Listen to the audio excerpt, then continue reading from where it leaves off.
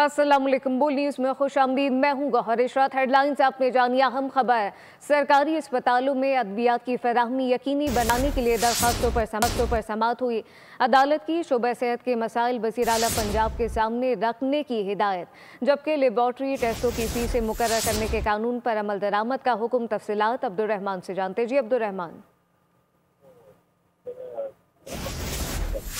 जी बिल्कुल, लाहौर हाईकोर्ट के जस्टिस शाहिद करीम ने जिनाह अस्पताल के हवाले से रिमार्क देते हुए कहा है कि जिनाह अस्पताल की इतनी बड़ी सूरत हाल है जो बताई नहीं जा सकती, जबकि इतना बड़ा अस्पताल है वहाँ कार पार्किंग तक मौजूद नहीं है।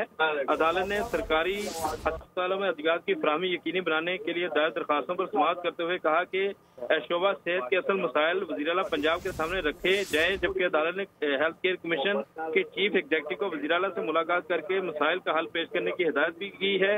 अदालत ने लेबॉर्ट्री टेस्टों की फीसें मुकर्रर करने के कानून पर अमल दरामद के अहकाम सादर करते हुए कहा है कि हेल्थ केयर कमीशन के बोर्ड को भी फौरी तौर पर फाल किया जाए।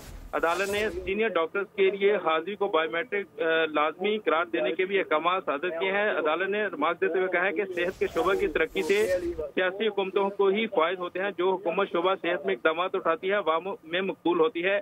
इस शोबे में ब्यूरोक्रेटिक रुकावटें दूर होनी चाहिए। अदालत ने केस की समाअत जो है 10 अप्रैल तक के लिए मुलतवी कर दी है। जी, समाअत को 7 अप्रैल तक के लिए मुलतवी कर दिया गया है। अब्दुर्रहमान, बहुत शुक्रिया। सब्सक्राइब करें और बेल दबाएं ताकि कोई खबर रह न जाए।